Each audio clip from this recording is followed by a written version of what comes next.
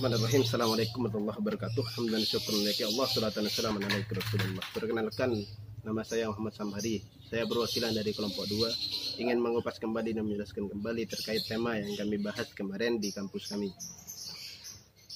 Memperkenalkan terlebih dahulu kelompok kami. Yang pertama adalah Habibur Rahman, Muhammad Rili Ramadhani, Suprapto. Saya pribadi adalah Muhammad Samhari, Fahriza Nur Fajriati, Fainal Arifin, Gilang Surya Pradana, Muhammad Rifki Adewafa, Pinaldi, Imam Wahyudi. Itulah nama-nama teman-teman kelompok kami. Sekarang terkait dengan tema yang kami angkat adalah negara administrasi, pengertian administrasi publik. Dalam buku manajemen dalam pemerintahan yang diterbitkan oleh Lembaga Administrasi Negara, dikatakan bahwa administrasi negara adalah keseluruhan penyelenggaraan kekuasaan negara dengan memanfaatkan segala kemampuan aparatur negara serta segenap dana dan daya untuk tercapainya tujuan negara dan terlaksananya tugas pemerintahan. Itulah apa yang dimaksud dengan administrasi negara tersebut. Lanjut kepada pembahasan terkait dengan etos kerja Indonesia. Apa sih? Bagaimana sih terkait dengan etos kerja Indonesia tersebut? Kok harus terangkan kembali ataupun diberi wawasan terkait dengan etos kerja Indonesia? Etos kerja merupakan salah satu komponen yang penting yang menentukan produktivitas suatu organisasi yang secara nasional akan menentukan kualitas suatu bangsa. Etos kerja itu ditentukan oleh organisasi yang menentukan kualitas suatu bangsa tersebut. Makanya etos itu dibutuhkan. Etos kerja sangat berhubungan dengan etika baik individu, kelompok maupun institusi. Sangat berhubungan dari segala bidang antara individu, kelompok maupun institusi. Ekonomi, politik, sosial, dan budaya suatu bangsa sangat ditentukan oleh etos kerja masyarakatnya. Nah, makanya dari segi ekonomi, politik, sosial itu sangat ditentukan oleh kualitas kerja daripada masyarakatnya. Kalau masyarakatnya bagus dalam etos kerjanya, maka administrasinya juga bagus. Salah satu faktor yang menyebabkan krisis multimigrasi Indonesia sejak tahun 1997 adalah merajalelanya etos kerja yang buruk. Jensen ini mengambil contoh 3 bidang saja, yakni Jensen ini mengambil contoh 3 bidang. Yang pertama adalah di bidang ekonomi, di mana masyarakat lebih mengutamakan ekonomi rente daripada ekonomi real. Yang pertama adalah masyarakat itu lebih mengedepankan ataupun mengutamakan ekonomi yang rente daripada ekonomi yang real. Sehingga apa penyebabnya? Sebuah cerminan etos kerja yang ingin cepat kaya tanpa kerja yang keras. Berbeda dengan etos kerja bangsa Jepang dan Jerman yang seringkali jadi contoh sebagai etos kerja yang baik. Etos kerja tersebut ialah sebagai berikut. Belajar dari negara lain, yakni negara Jerman seperti Jepang, yang dulu letak di PD2 tetapi kini 50 tahun kemudian mereka menjadi bangsa termaju. Karena kenapa? Jerman dan Jepang itu dan negara-negara yang maju itu menjadi negara-negara yang dikagumi ataupun yang maju, ya, negara yang dikagumi oleh negara yang lain karena etos kerjanya sangat mumpuni, yakni sangat baik. Seperti di Eropa dan Asia. Mengapa? Karena etos kerja mereka tidak ikut hancur. Yang hancur hanya gedung-gedung, jalan, dan infrastruktur fisik. Nah, Max Weber menyatakan instansi etos kerja orang Jerman adalah yang pertama. Ini adalah kata Max Weber. Max Weber ini penyampaian daripada Max Weber.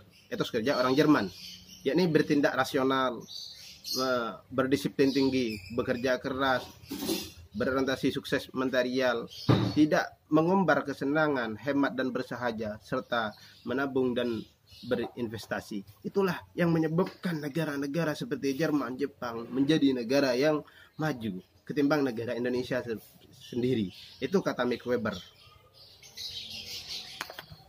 Lanjut, saya akan membahas terkait dengan etos kerja sendiri menurut Jensen, etos kerja rakyat Indonesia. Beliau mengambil kutipan 5 etos kerja rakyat Indonesia.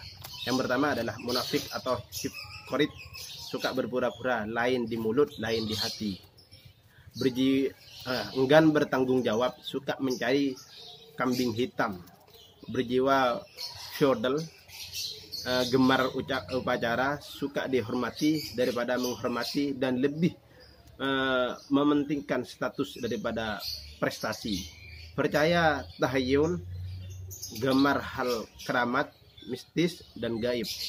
Berwatak lemah, kurang kuat, mempertahankan keyakinan, pelin-pelan, dan gampang terintimidasi. Itulah etos kerja rakyat Indonesia, sehingga apa dampaknya ketika mereka mempunyai etos kerja seperti itu, pemikiran seperti itu, kata Johnson. Sehingga apa yang terjadi kepada negaranya? Ialah tidak ada kemajuan daripada negaranya. Lanjut kepada bagian kedua, adalah hubungan etika dan etos kerja pejabat publik. Gimana?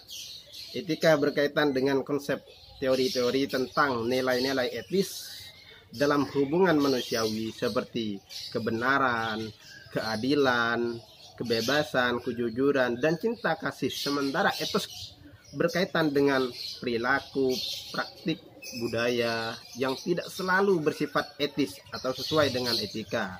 Etika kerja adalah semacam teori tentang apa, mengapa, dan bagaimana seseorang seharusnya bekerja agar ia menjadi manusia yang baik, dan etos kerja adalah praktik dan budaya kerja apa adanya. Artinya apa? Dalam berkaitan dengan konsep teori-teori tentang nilai-nilai etis tersebut adalah hubungan manusiawi seperti kebenaran tersebut, bagaimana terjalin, keadilan harus sesuai, kebenaran juga harus sesuai, kejujuran harus diterapkan. Itulah yang akan menjadikan etos kerja publik yang maju. Tidak seperti negara kita, di mana negara kita itu terlalu, ya mungkin kalian paham lah bagaimana etos kerja pemerintah, maksudnya masyarakat Indonesia, sehingga tidak bisa memajukan lagi, tidak membuat sulitlah untuk memajukan negara Indonesia, karena etos kerja kita masih di bawah rata-rata.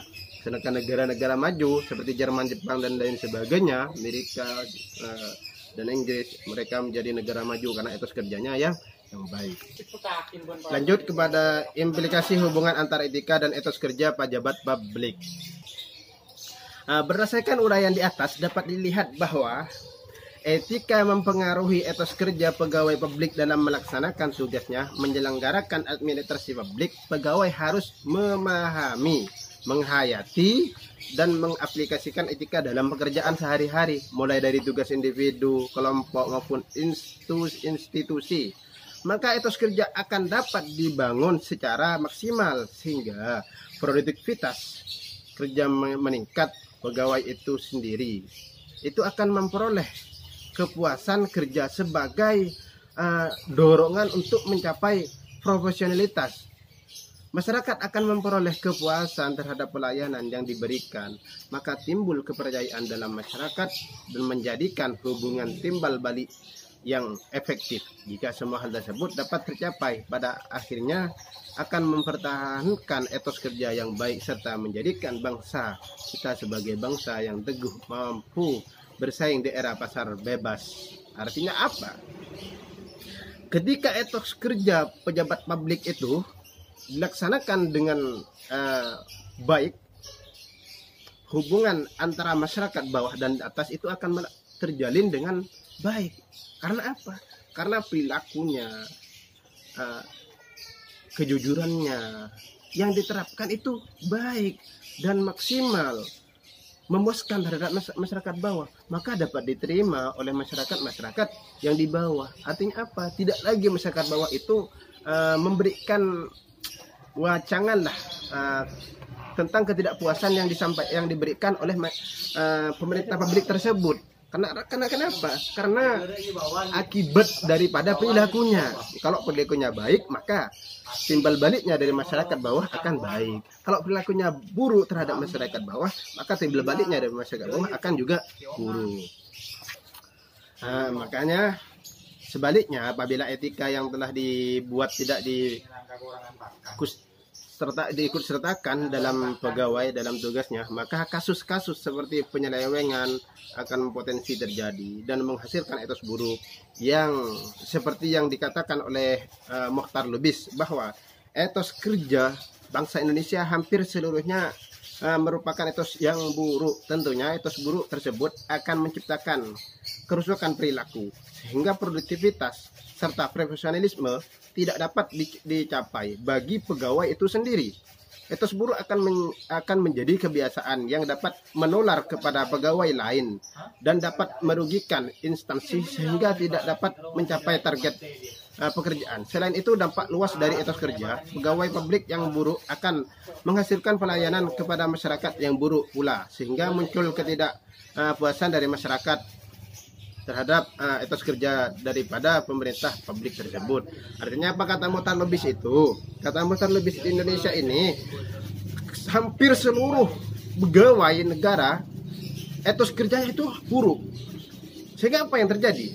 Ketika etos kerjanya buruk itu tersebut, apa yang terjadi?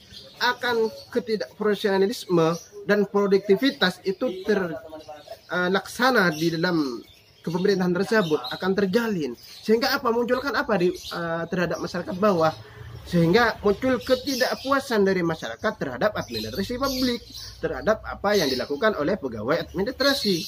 Ketidakpuasan tersebut, gitulah apa yang disampaikan oleh Mokhtar Lubis. Mungkin dari ini yang dapat kami sampaikan perwakilan dari kelompok 2. Saya akan menyimpulkan berdasarkan administrasi di atas, penulis menyampaikan bahwa administrasi yang dijadikan oleh pejabat publik dipengaruhi oleh etos kerja. Etos kerja bangsa Indonesia digambarkan sebagai etos yang buruk. Untuk itu perlu adanya kerja keras dari berbagai pihak yang terus-menerus untuk menambah dari organisasi masyarakat, ialah penebaran 7 budi utama oleh segala bidang di segala lapisan masyarakat untuk menjadikan negara kita itu lebih baik lagi. Hal ini dapat menjadi upaya untuk menumbuh etos dari dalam jiwa sehingga menghasilkan perilaku yang masyarakat yang madani. Etos kerja sangat dipengaruhi oleh etika. Etos kerja yang profesional didasari oleh orang-orang yang menjunjung tinggi etika. Apabila etika dihayati dan diaplikasikan dengan baik dalam setiap pekerjaan, maka terciptalah etos kerja yang sehat atau etis, kejujuran, kebebasan, kebenaran, keadilan, cinta, kasih, sayang, dan lain sebagainya itu akan terjalin terhadap masyarakat. Apabila tidak berhasil dijalankan apa yang menjadi kebaikan terhadap masyarakat, tidak berhasil dipraktikkan dalam bekerja, maka terciptalah suatu etos kerja yang tidak etis, tidak sehat, akan menghasilkan suatu pencapaian kerja yang tidak baik. Begitulah mungkin paparan kami dengan tema yang kami angkat. Semoga bermanfaat.